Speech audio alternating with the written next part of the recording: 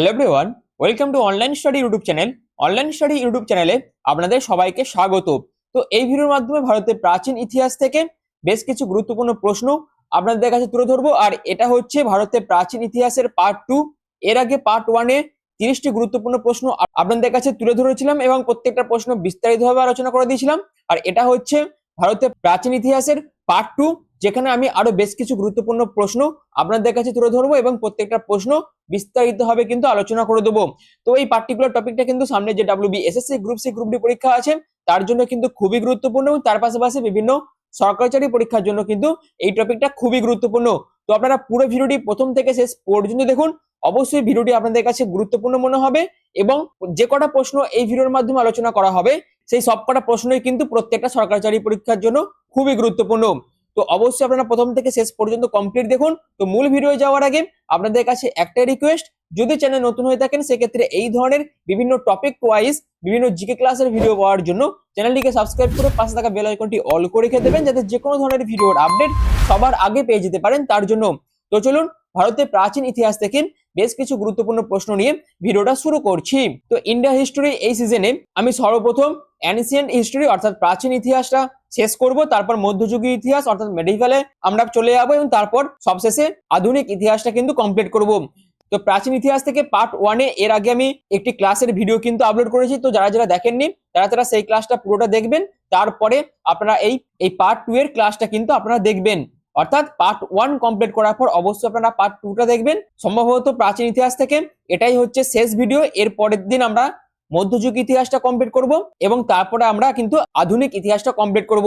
তো আমাদের টার্গেট থাকবে এই ইন্ডিয়ান হিস্ট্রিটা পুরোটা কমপ্লিট করা, এবং যারা WBSSC group C group D পরীক্ষা দেবেন তাদের কাছে কিন্তু পুরো ইন্ডিয়ান হিস্ট্রি সিজনটা খুবই গুরুত্বপূর্ণ। যদি আপনারা পুরো সিজনটা কমপ্লিট করেন, আশা রাখবো WBSSC গ্রুপ সি গ্রুপ ডি পরীক্ষায় ইন্ডিয়ান হিস্ট্রি থেকে যে কোনো প্রশ্নের আপনারা সঠিক অ্যান্সার করে আসতে পারবেন। তো এটাই আমাদের টার্গেট থাকবে। তো চলুন এবার আমরা ডাইরেক্ট প্রশ্ন উত্তরে চলে যাচ্ছি। তো প্রথম প্রশ্ন হচ্ছে, প্রাগৈতিহাসিক চিত্রকলার জন্য বিখ্যাত ভীমবেটকার শিলাশ্রয়গুলি ভারতের কোন রাজ্যে অবস্থিত? তো অপশন কি কি আছে? সেটা হচ্ছে বিহার, মধ্যপ্রদেশ, রাজস্থান এবং উত্তরপ্রদেশ। অর্থাৎ প্রাগৈতিহাসিক চিত্রকলার জন্য বিখ্যাত ভীমবেটকার শিলাশ্রয় এগুলি ভারতের কোন রাজ্যে অবস্থিত? তো সঠিক উত্তর হচ্ছে অপশন বি, মধ্যপ্রদেশে কিন্তু এগুলি অবস্থিত। অর্থাৎ ভীমবেটকা শিলাশ্রয়গুলি মধ্য ভারতের একটি প্রত্নতান্ত্রিক স্থান, যা পুরাপ্রস্তর যুগ এবং মধ্যপ্রস্তর যুগ পর্যন্ত বিস্তৃত ছিল। আর এটি মধ্যপ্রদেশের রায়সেন জেলায় কিন্তু অবস্থিত। এই পয়েন্টটা কিন্তু খুবই গুরুত্বপূর্ণ। তো নেক্সট হচ্ছে, সিন্ধু সভ্যতার কোন স্থানটি জলাধর সহ তার উন্নত জল ব্যবস্থাপনা ও সংগ্রহ ব্যবস্থার জন্য খুবই বিখ্যাত? অপশন কি কি আছে? অপশন আছে হরপ্পা, রাখিগড়ি, ধোলাভিরা, বনওয়ালি। অর্থাৎ সিন্ধু সভ্যতার মধ্যে জলাধার সহ উন্নত যে জল ব্যবস্থাপনা বা জল সংগ্রহের যে ব্যবস্থা ছিল সেটি কোন স্থানে অবস্থিত ছিল? তো সঠিক উত্তর হচ্ছে অপশন সি, ধোলাভিরাতে কিন্তু এটি অবস্থিত ছিল। যেখানে গুজরাটে অবস্থিত ধোলাভিরাতে একটি অত্যন্ত উন্নত জল সংগ্রহণ ব্যবস্থা ছিল, যার মধ্যে বড় জলাধার এবং বাঁধ অন্তর্ভুক্ত ছিল। আর এই অঞ্চলটি যেহেতু শুষ্ক একটি অঞ্চল ছিল, তার জন্যই বৃষ্টির জল সংগ্রহের জন্য কিন্তু ব্যবস্থা করা হয়েছিল। তো সঠিক উত্তর হচ্ছে অপশন সি, ধোলাভিরা। নেক্সট হচ্ছে, বিখ্যাত পশুপতি সিল সিন্ধু সভ্যতার কোন স্থানে আবিষ্কৃত হয়েছিল? অপশন আছে মহেঞ্জোদারো, লোথাল, হরপ্পা, কালিবঙ্গান। অর্থাৎ সিন্ধু সভ্যতার মধ্যে যে পশুপতি সিল, যেটা হচ্ছে একটি আসনস্থ একটি মূর্তি, সম্ভবত বলা হয় এটি হচ্ছে একটি প্রোটো শিবের মূর্তি। এটি সিন্ধু সভ্যতার মধ্যে কোন স্থানে আবিষ্কৃত হয়েছিল? সঠিক উত্তর হচ্ছে অপশন এ, মহেঞ্জোদারোতে এটি কিন্তু আবিষ্কৃত হয়েছিল। অর্থাৎ পশুপতি সিল হলো মহেঞ্জোদারোতে আবিষ্কৃত স্টিটাইট সিল। অর্থাৎ এই মূর্তিটিতে 3টি মাথাওয়ালা একটি আসীন মূর্তি কিন্তু চিত্রিত রয়েছে, যা পশু দ্বারা পরিবেষ্টিত ছিল। আর স্যার জন মার্শাল এটিকে হিন্দু দেবতা শিবের একটি প্রাথমিক রূপ হিসেবে কিন্তু চিহ্নিত করেছিলেন। তো এই পয়েন্টটা কিন্তু খুবই গুরুত্বপূর্ণ। নেক্সট হচ্ছে, ভারতের জাতীয় নীতিবাক্য সত্যমেব জয়তে অর্থাৎ সত্যেরই জয় হোক এটি কোন উপনিষদ থেকে নেওয়া হয়েছে? অপশন কি কি আছে? ছান্দোঙ্গ উপনিষদ, কঠ উপনিষদ, ঐত্তরীয় উপনিষদ, মুন্ডক উপনিষদ। তো সত্যমেব জয়তে এই নীতিবাক্যটি নেওয়া হয়েছিল অপশন ডি, মুন্ডক উপনিষদ থেকে।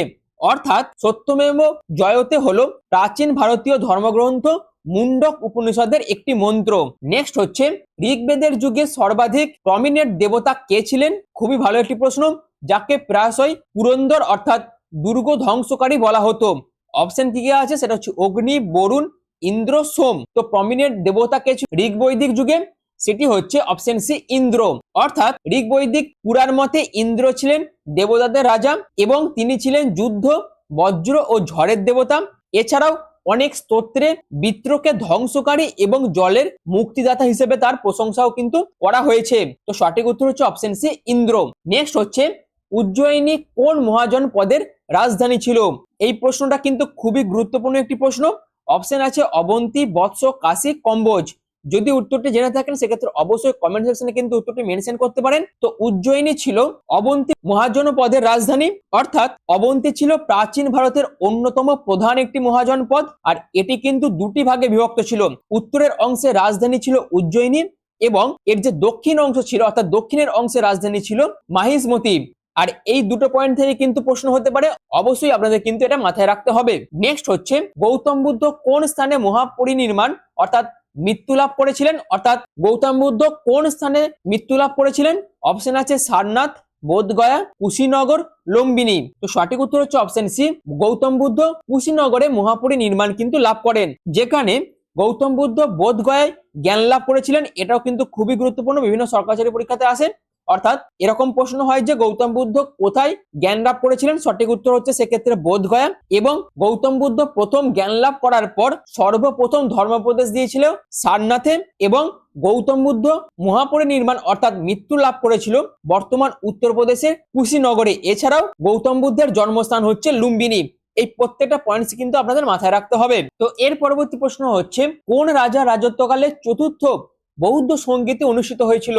এবং এটি অনুষ্ঠিত হওয়ার ফলে বৌদ্ধ ধর্ম দুটি ভাগে বিভক্ত হয়ে যায়, একটা হচ্ছে হীনযান আর একটা হচ্ছে মহাযান। তো এটি কোন রাজা রাজত্বকালে চতুর্থ বৌদ্ধ সঙ্গীতি অনুষ্ঠিত হয়েছিল? অপশন কি কি দেওয়া আছে? সেটা হচ্ছে সম্রাট অশোক, কনিষ্ক, অজাতশত্রু, কালাশোক। তো সঠিক উত্তর হচ্ছে অপশন বি সম্রাট কনিষ্কর আমলে চতুর্থ বৌদ্ধ সঙ্গীতি কিন্তু অনুষ্ঠিত হয়েছিল। আর এর ফলে বৌদ্ধ ধর্ম মহাযান ও হীনযান এই দুই ভাগে বিভক্ত হয়ে যায়, যেখানে চতুর্থ বৌদ্ধ সঙ্গীতে আনুমানিক 72 খ্রিস্টাব্দে কুষাণ সম্রাট কনিষ্কের পৃষ্ঠপোষকতায় কিন্তু কাশ্মীরের কুন্দল বনে অনুষ্ঠিত হয়েছিল। তো কোথায় এটি অনুষ্ঠিত হয়েছিল? এটি অনুষ্ঠিত হয়েছিল কাশ্মীরের কুন্দল বনে। এটি কিন্তু খুবই গুরুত্বপূর্ণ। এছাড়াও এই সঙ্গীতেই মহাযান এবং হীনযান এই দুই সম্প্রদায়ের বিভাজন কিন্তু চূড়ান্ত হয়ে যায়। তো এই প্রশ্নটা কিন্তু খুবই গুরুত্বপূর্ণ, আর এই পয়েন্টটা থেকে কিন্তু বিভিন্ন প্রশ্ন হতেই পারে। নেক্সট হচ্ছে জৈন ধর্মের প্রথম তীর্থঙ্কর কাকে মনে করা হয়? অর্থাৎ জৈন ধর্মের প্রথম তীর্থঙ্কর কে ছিলেন? অপশন এ হচ্ছে মহাবীর, পার্শ্বনাথ, ঋষভনাথ বা আদিনাথ। অপশন ডি হচ্ছে অজিতনাথ। তো সঠিক উত্তর হচ্ছে অপশন সি ঋষভনাথ বা আদিনাথ হচ্ছে জৈন ধর্মের প্রথম তীর্থঙ্কর, যেখানে ঋষভনাথ যিনি আদিনাথ নামেও পরিচিত, এখান থেকেও প্রশ্ন হতে পারে, সেটা হচ্ছে আদিনাথ নামে কে পরিচিত? ঋষভনাথ কিন্তু আদিনাথ নামে পরিচিত। আর ইনি কিন্তু জৈন ঐতিহ্য অনুসারে 24 জন তীর্থঙ্করের মধ্যে প্রথম ছিলেন এবং মহাবীর ছিলেন 24তম ও শেষ তীর্থঙ্কর। তো প্রথম তীর্থঙ্করের নাম এবং শেষ তীর্থঙ্করের নাম দুটোই আপনাদের কিন্তু মাথায় রাখতে হবে। নেক্সট হচ্ছে মিলিন্দ পঞ্চহ অর্থাৎ মিলিন্দের প্রশ্ন। এটি একটি বৌদ্ধ গ্রন্থ যা রাজা প্রথম মিনান্দার এবং কোন বৌদ্ধ ঋষির মধ্যে কথোপকথনের বিবরণ দেয়। অর্থাৎ যে মিলিন্দের প্রশ্ন নিয়ে যে বৌদ্ধ গ্রন্থটি আছে, যেখানে রাজা প্রথম মিনান্দর এবং একটি বৌদ্ধ ঋষির কথোপকথনের বিবরণ কিন্তু দেওয়া আছে। সেই বৌদ্ধ ঋষির নাম কি? অপশন আছে নাগসেন, নাগার্জুন, বুদ্ধ ঘোষ, অশ্ব ঘোষ। তো সঠিক উত্তর হচ্ছে অপশন এ নাগসেন। অর্থাৎ মিলিন্দ পঞ্চহ এটি কিন্তু পালি ভাষায় রচিত একটি বিখ্যাত বৌদ্ধ গ্রন্থ, যা ইন্দো গ্রিক রাজা প্রথম মিনান্দার অর্থাৎ মিলিন্দ এবং বৌদ্ধ ভিক্ষুক নাগসেনের মধ্যে একটি দার্শনিক কথোপকথন কিন্তু লিপিবদ্ধ এর মধ্যে করা আছে। এই পয়েন্টটা কিন্তু ভেরি ভেরি ইম্পর্টেন্ট একটি পয়েন্ট, অবশ্যই আপনাদের মাথায় রাখতে হবে। পরবর্তী প্রশ্ন হচ্ছে কে প্রথম অশোকের শিলালিপি, যেটা কি ব্রাহ্মী লিপিও বলা হয়, এটি পাথরধার করেছিলেন? অপশন আছে sir William Jones, Alexander Cunningham, James Prinsep, option D max মুলার। তো সঠিক উত্তর হচ্ছে অপশন সি জেমস প্রিন্সেপ প্রথম কিন্তু অশোকের শিলালিপির পাঠ উদ্ধার করেছিলেন। অর্থাৎ 1837 সালে প্রত্নতত্ত্ববিদ এবং ভাষাতত্ত্ববিদ জেমস প্রিন্সেপ অশোকের শিলালিপিতে ব্যবহৃত ব্রাহ্মী লিপির সফলভাবে পাঠোদ্ধার করেন, আর যার ফলেই আমরা মৌর্য যুগ সম্পর্কে বিপুল পরিমাণে তথ্যের কথা কিন্তু জানতে পারি। আর এটি কিন্তু কবে করা হয়েছিল? 1837 সালে, এবং কে করেছিলেন? James Prinsep. পরবর্তী প্রশ্ন হচ্ছে, মৌর্য রাজবংশের শেষ শাসক কে ছিলেন, যাকে তার সেনাপতি পুষ্যমিত্র শুঙ্গ ক্ষমতাচ্যুত করেছিল? অর্থাৎ মৌর্য বংশের শেষ শাসক কে ছিলেন? অপশন এ হচ্ছে বিন্দুসার, অপশন বি হচ্ছে দশরথ বৃহদ্রথ, অপশন ডি হচ্ছে দেববর্মন। তো সঠিক উত্তর হচ্ছে অপশন সি, বৃহদ্রথ ছিল মৌর্য বংশের শেষ শাসক। অর্থাৎ বৃহদ্রথ ছিল শেষ মৌর্য সম্রাট, যিনি 185 খ্রিস্টপূর্বাব্দে তাকে তার সেনাপতি পুষ্যমিত্র সিংহ হত্যা করেন, এবং তাকে হত্যা করার পরে কিন্তু শুঙ্গ রাজবংশ প্রতিষ্ঠা তিনি করেছিলেন। এই পয়েন্টটাও কিন্তু খুবই গুরুত্বপূর্ণ, এবং এটি ঘটেছে 185 খ্রিস্টপূর্বাব্দে। নেক্সট হচ্ছে, সাতবাহন রাজবংশ প্রধানত ভারতের কোন অঞ্চলে রাজত্ব করত? অপশন কি কি দেওয়া আছে? একটা হচ্ছে মগধ, যেটি বর্তমান বিহারে অবস্থিত। অপশন বি হচ্ছে দাক্ষিণাত্য, যেটি বর্তমানে অন্ধ্র এবং মহারাষ্ট্র অবস্থিত। অপশন সি হচ্ছে কলিঙ্গ, যেটি বর্তমানে উড়িষ্যায় অবস্থিত, এবং অপশন ডি গান্ধার, যেটি পাকিস্তান আফগানিস্তানে অবস্থিত। তো সঠিক উত্তর হচ্ছে অপশন বি, সাতবাহন রাজবংশ প্রধানত ভারতের দাক্ষিণাত্য, যেটি বর্তমানে অন্ধ্র মহারাষ্ট্র অবস্থিত, এখানেই কিন্তু রাজত্ব করত। অর্থাৎ সাতবাহনরা, যারা অন্ধ্র নামেও কিন্তু পরিচিত ছিল, অর্থাৎ সাতবাহনরা আর কি নামে পরিচিত? অন্ধ্র নামেও কিন্তু তারা পরিচিত ছিল, এটা ধরেও কিন্তু প্রশ্ন হতে পারে। এছাড়াও দাক্ষিণাত্য অঞ্চলে অবস্থিত একটি প্রাচীন ভারতীয় রাজবংশ কিন্তু এটি ছিল, আর তাদের রাজধানী ছিল প্রতিষ্ঠান, যেটি বর্তমানে পৈঠান মহারাষ্ট্রে অবস্থিত। পরবর্তী প্রশ্ন হচ্ছে, গুপ্ত রাজবংশের প্রতিষ্ঠাতা কাকে মনে করা হয়? অপশন কি কি আছে? প্রথম চন্দ্রগুপ্ত, অপশন বি হচ্ছে সমুদ্রগুপ্ত, অপশন সি হচ্ছে শ্রীগুপ্ত, অপশন ডি হচ্ছে ঘটোৎকচ। তো সঠিক উত্তর হচ্ছে অপশন সি, শ্রীগুপ্তকে গুপ্ত রাজবংশের প্রতিষ্ঠাতা বলে মনে করা হয়, যেখানে শ্রীগুপ্ত গুপ্ত রাজবংশের প্রতিষ্ঠাতা ছিলেন আনুমানিক 240 থেকে 280 খ্রিস্টাব্দ। এই সময়ের মধ্যে কিন্তু গুপ্ত রাজবংশের প্রতিষ্ঠা হয়েছিল, এবং এই গুপ্ত রাজবংশের প্রতিষ্ঠাতা হিসেবে কৃতিত্ব দেওয়া হয় শ্রীগুপ্তকে, এবং তারপর তার পুত্র ঘটোৎকচ সিংহাসনে বসেন। এই রাজবংশের প্রথম প্রধান সম্রাট ছিলেন প্রথম চন্দ্রগুপ্ত। এই প্রত্যেকটা পয়েন্টস কিন্তু ভেরি ভেরি ইম্পর্টেন্ট পয়েন্ট, এবং প্রত্যেকটা পয়েন্ট ধরে কিন্তু বিভিন্ন প্রশ্ন হতে পারে। আশা রাখবো সামনের দিনে এখান থেকে যে কোনো প্রশ্নের উত্তর আপনারা কিন্তু সহজেই করে আসতে পারবেন, যারা যারা পুরো ভিডিওটি প্রথম থেকে শেষ পর্যন্ত দেখবেন তারা। তো পরবর্তী প্রশ্ন হচ্ছে, মহান ভারতীয় জ্যোতির্বিদ ও গণিতজ্ঞ আর্যভট্ট কোন রাজবংশের রাজত্বকালে জীবিত ছিলেন? অপশন কি কি আছে? মৌর্য রাজবংশ, গুপ্ত রাজবংশ, কুষাণ রাজবংশ, পল্লব রাজবংশ। তো সঠিক উত্তর হচ্ছে অপশন বি, মহান ভারতীয় জ্যোতির্বিদ ও গণিতজ্ঞ আর্যভট্ট গুপ্ত রাজবংশের রাজত্বকালে জীবিত ছিলেন, বা এই গুপ্ত রাজবংশের জ্যোতির্বিদ তিনি ছিলেন। অর্থাৎ আর্যভট্টিয়া গ্রন্থের রচয়িতা আর্যভট্ট ছিলেন ধ্রুপদী ভারতীয় গণিত ও জ্যোতির্বিদ্যার এক অগ্রগণ্য ব্যক্তিত্ব। তিনি গুপ্ত যুগে সমৃদ্ধি লাভ করেছিলেন, যা প্রায়শই ভারতের স্বর্ণ যুগ নামেও পরিচিত। তো এইটা থেকে কিন্তু বিভিন্ন প্রশ্ন হতে পারে, এবং এই প্রশ্নটাও কিন্তু বিভিন্ন সরকারি পরীক্ষাতে এসেছে যে ভারতের স্বর্ণ যুগ কোন যুগকে বলা হয়। এটা থেকেও কিন্তু বিভিন্ন প্রশ্ন বিভিন্ন সরকারি পরীক্ষাতে এসেছে, এবং আপনারা যদি WBSSC group C group D previous year ঘাটেন, সেখানেও কিন্তু আপনারা এই প্রশ্নটা দেখতে পাবেন। তো নেক্সট হচ্ছে, চীনা বৌদ্ধ পরিব্রাজক ইউএন সাং কোন শাসকের রাজত্বকালে ভারত সফর করেছিলেন? অপশন কি কি দেওয়া আছে? সেটা হচ্ছে দ্বিতীয় চন্দ্রগুপ্ত, অশোক, হর্ষবর্ধন, কনিষ্ক। তো চীনা বৌদ্ধ পরিব্রাজক ইউএন সাং, অপশন সি, হর্ষবর্ধনের রাজত্বকালে কিন্তু ভারত সফর করেছিলেন, যেখানে ইউএন সাং সপ্তম শতাব্দীতে বৌদ্ধ ধর্মগ্রন্থের সন্ধানে প্রথম ভারত ভ্রমণ করেন। তো ইউএন সাং কখন ভারত ভ্রমণ করেছিলেন? না সপ্তম শতাব্দীতে বৌদ্ধ ধর্মগ্রন্থের সন্ধানে তিনি কিন্তু ভারত ভ্রমণ করেছিলেন। এছাড়াও তিনি কনৌজের হর্ষবর্ধনের দরবারে দীর্ঘ সময় কাটিয়েছিলেন, এবং সিইউকি নামে একটি বিস্তারিত বিবরণ তিনি কিন্তু রেখে গেছেন। তো ইউএন সাং এর লেখা বিস্তারিত বিবরণের নাম কি? এইরকম কিন্তু প্রশ্ন হতে পারে। সঠিক উত্তর হয়ে যাবে সেক্ষেত্রে সিইউকি। এছাড়াও ফা হিয়েন দ্বিতীয় চন্দ্রগুপ্তের রাজত্বকালে কিন্তু এসেছিলেন, এটা থেকেও কিন্তু বিভিন্ন প্রশ্ন হতে পারে। নেক্সট হচ্ছে, কোন চালুক্য শাসক নর্মদা নদীর তীরে হর্ষবর্ধনকে পরাজিত করেছিলেন? অপশন আছে প্রথম পুলকেশী, অপশন বি হচ্ছে দ্বিতীয় পুলকেশী, অপশন সি হচ্ছে প্রথম বিক্রমাদিত্য, অপশন ডি হচ্ছে দ্বিতীয় কীর্তিবর্মন। তো সঠিক উত্তর হচ্ছে অপশন বি, দ্বিতীয় পুলকেশী নর্মদা নদীর তীরে হর্ষবর্ধনকে কিন্তু পরাজিত করেছিলেন।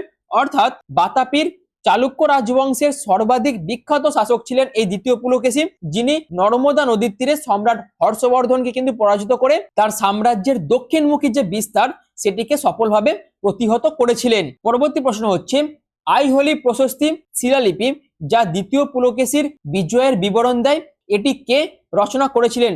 তো এই প্রশ্নটা কিন্তু দুখানা প্রশ্ন হতে পারে, একটা হচ্ছে আইহোলি প্রশস্তি কে রচনা করেছিল এবং আইহোলি প্রশস্তিতে কার বিজয়ের বিবরণ দেওয়া আছে, এরকম কিন্তু দুখানা প্রশ্ন হতে পারে। পার্টিকুলার এই প্রশ্নটাতে যে অপশনগুলো দেওয়া আছে সেটা হচ্ছে হরিসেন, বাণভট্ট, কালিদাস, রবিকীর্তি। তো সঠিক উত্তর হচ্ছে অপশন ডি, রবিকীর্তি। যেখানে কর্ণাটকের আইহোলে জৈন মন্দিরে অবস্থিত আইহোল শিলালিপিটি দ্বিতীয় পুলকেশীর সভাকবি রবিকীর্তি সংস্কৃত ভাষায় কিন্তু রচনা করেছিলেন।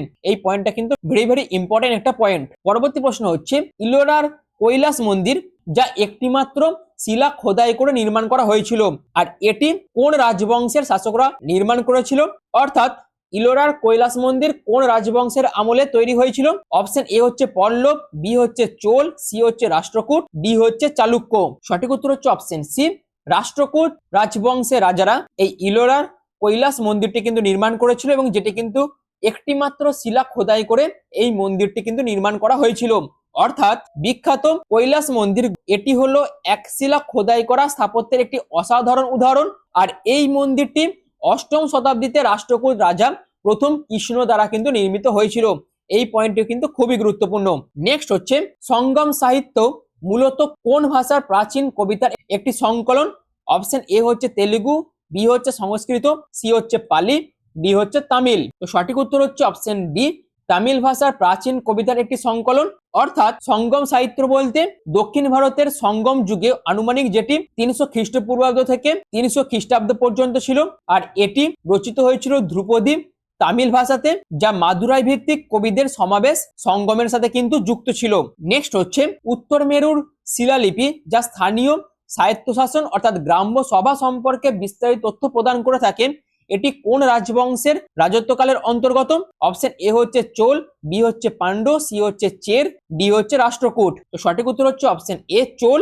অর্থাৎ তামিলনাড়ুতে প্রাপ্ত উত্তর মেরু শিলালিপিগুলি চোল রাজা প্রথম পরান্তকের রাজত্বকালে লেখা হয়েছিল, আর এটি কিন্তু আনুমানিক 920 খ্রিস্টাব্দে লেখা হয়েছিল এবং এগুলির মধ্যে গ্রাম্য সভাগুলিতে সদস্য নির্বাচনের জন্য কুদভোলাই যে ব্যবস্থা অর্থাৎ পাত্র টিকিট এর কার্যকারিতা বিস্তারিতভাবে বর্ণনা কিন্তু করা হয়েছে এই উত্তর মেরুর শিলালিপিতে। নেক্সট হচ্ছে পল্লব রাজবংশের রাজধানী কি ছিল?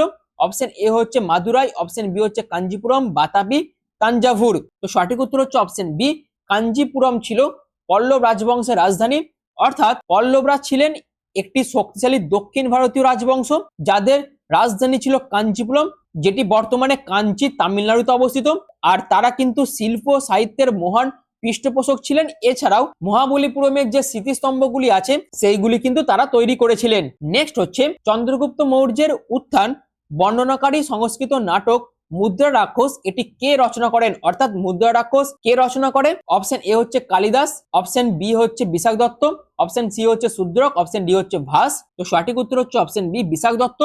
যেখানে মুদ্রা রাক্ষস হচ্ছে রাক্ষসের সিলমোহর যুক্ত একটি আংটি, এটি হলো বিশাখ দত্তের লেখা একটি ঐতিহাসিক নাটক।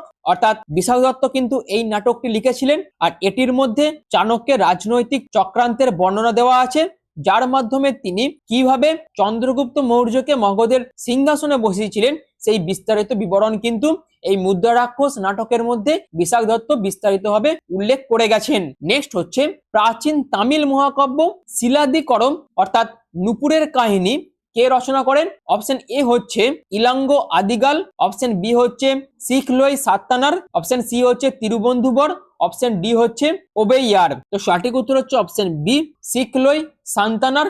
অর্থাৎ শিল্পদিকরম হচ্ছে তামিল সাহিত্যের 5টি মহান মহাকাব্যের মধ্যে একটি। অর্থাৎ তামিল সাহিত্যের মধ্যে যে 5টি মহান কাব্য আছে অর্থাৎ যে মহাকাব্য আছে তার মধ্যে অন্যতম হচ্ছে এই শিলাদিকরম বা শিল্পদিকরম। আর ঐতিহ্য অনুসারে এটি জৈন রাজকুমার ও সন্ন্যাসী ইলাঙ্গো আদিগাল কিন্তু রচনা করেছিলেন এবং এটি কিন্তু কন্নগী এবং কোভালন চরিত্র দুটিকে কেন্দ্র করে কিন্তু আবর্তিত। তো সঠিক উত্তর হচ্ছে অপশন এ ইলঙ্গো আদিগাল। নেক্সট হচ্ছে হিন্দু দর্শনের ন্যায় দর্শন অর্থাৎ ন্যায় সূত্র প্রতিষ্ঠাতা কোন ঋষি ছিলেন?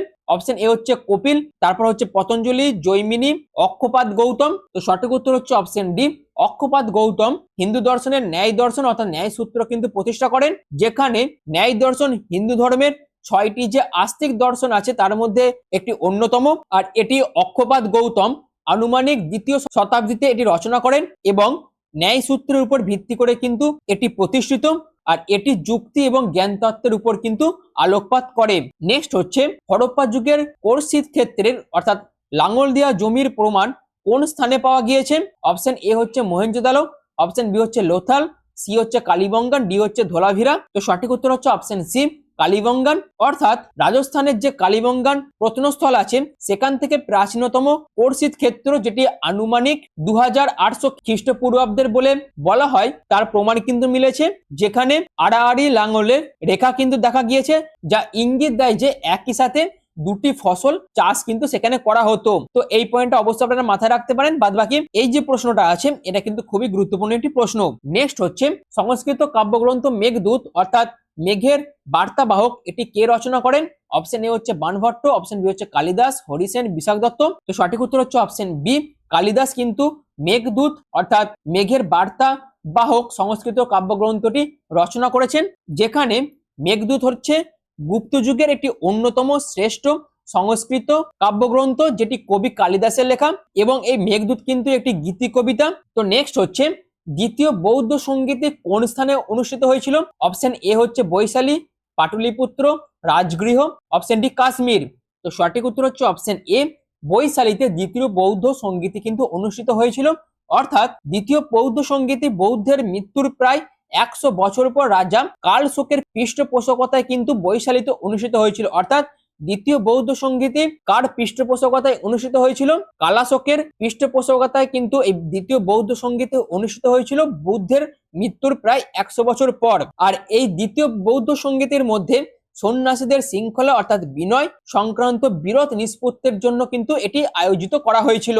নেক্সট হচ্ছে শূদ্রকের লেখা কোন প্রাচীন ভারতীয় গ্রন্থটি একজন দরিদ্র ব্রাহ্মণ চারুদত্ত এবং একজন ধনী গণিকা বসন্ত সেনের প্রেম কাহিনী নিয়ে রচিত? অপশন এ হচ্ছে রঘুবংশ, অপশন বি হচ্ছে মৃচ্ছকটিক, অপশন সি হচ্ছে রত্নাবলী, অপশন ডি হচ্ছে প্রিয়দর্শিকা। তো সঠিক উত্তর হচ্ছে অপশন বি মৃচ্ছকটিক, যেখানে মৃচ্ছকটিক অর্থাৎ ছোট মাটির গাড়ি এটি হচ্ছে শূদ্রকের লেখা এবং এটি কিন্তু একটি সংস্কৃত নাটক। এই দুটো পয়েন্টস কিন্তু খুবই গুরুত্বপূর্ণ। তো পরবর্তী প্রশ্ন হচ্ছে শুঙ্গ রাজবংশের প্রতিষ্ঠাতা কে ছিলেন, যা মৌর্য সাম্রাজ্যের স্থলাভিষিক্ত হয়েছিল? অপশন এ হচ্ছে অগ্নিমিত্র, বাসুমিত্র, পুষ্যমিত্র শুঙ্গ, অপশন ডি দেবভূতি। তো সঠিক উত্তর হচ্ছে অপশন সি পুষ্যমিত্র শুঙ্গ। অর্থাৎ পুষ্যমিত্র শুঙ্গ ছিলেন শেষ মৌর্য রাজা বৃহদ্রথের সেনাপতি। তিনি 1885 খ্রিস্টপূর্বাব্দে বৃহদ্রথকে হত্যা করেন এবং শুঙ্গ রাজবংশ প্রতিষ্ঠা করেন, যা মগধ শাসন করেছিল। তো এই ছিল ভারতের প্রাচীন ইতিহাস থেকে 30টি গুরুত্বপূর্ণ প্রশ্ন। প্রত্যেকটা প্রশ্ন আমি বিস্তারিতভাবে আলোচনা করে দিলাম এবং প্রত্যেকটা প্রশ্নের যে ব্যাখ্যাগুলি আমি আপনাদের কাছে তুলে দিলাম, অর্থাৎ যে গুরুত্বপূর্ণ পয়েন্টসগুলো আমি আপনাদের কাছে তুলে ধরলাম, সেইগুলো থেকেও কিন্তু বিভিন্ন প্রশ্ন হতে পারে। এবং যদি আপনারা পুরো ভিডিওটি প্রথম থেকে শেষ পর্যন্ত খুব মন দিয়ে দেখেন, সেক্ষেত্রে আশা রাখবো এর পরবর্তীতে যে কোনো সরকারি চাকরি পরীক্ষাতে ভারতের প্রাচীন ইতিহাস থেকে এই ধরনের বিভিন্ন প্রশ্নের সঠিক অ্যান্সার আপনারা করে আসতে পারবেন। আর যদি ভিডিওটি আপনাদের ভালো লেগে থাকে, যদি ভিডিওটি আপনাদের কাছে গুরুত্বপূর্ণ মনে হয়, সেক্ষেত্রে অবশ্যই এই ধরনের টপিক ধরে ধরে বিভিন্ন জিকে রিলেটেড ভিডিও পাওয়ার জন্য চ্যানেলটিকে সাবস্ক্রাইব করে পাশে থাকা বেল আইকনটি অল করে রেখে দেবেন। এছাড়াও অনলাইন স্টাডি যে টেলিগ্রাম চ্যানেল আছে সেখানে আপনারা জয়েন হতে পারেন। যদি চ্যানেলে জয়েন হয়ে যান, অর্থাৎ সেই টেলিগ্রাম চ্যানেলে আপনারা যদি জয়েন হয়ে যান, সেক্ষেত্রে আপনারা কিন্তু বিভিন্ন ধরনের শর্ট নোট থেকে শুরু করে বিভিন্ন ধরনের স্টাডি ম্যাটেরিয়াল এবং বিভিন্ন ধরনের আপডেট কিন্তু আপনারা সেই চ্যানেলের মাধ্যমে পেয়ে যাবেন। এছাড়াও ডেলিকার বেসিসে কারেন্ট অ্যাফেয়ার্সের শর্ট নোটও আপনারা কিন্তু পেয়ে যাবেন এবং মান্থলি বেসিসে মক টেস্টও কিন্তু আপনারা দিতে পারবেন। আর বর্তমানে একটা মক টেস্ট কিন্তু নেওয়া হচ্ছে, যেটি 20 তারিখ পর্যন্ত আপনারা দিতে পারবেন এবং সেই মক টেস্ট দেওয়ার জন্য যদি আপনারা চান তো টেলিগ্রাম চ্যানেলে জয়েন হতে পারেন, যার লিঙ্ক কিন্তু পিন কমেন্টে দেওয়া থাকবে। আর ভিডিওটি এখনের মতন এটুকুই। পুরো ভিডিওটি প্রথম থেকে শেষ পর্যন্ত দেখার জন্য আপনাদের প্রত্যেককে অসংখ্য ধন্যবাদ।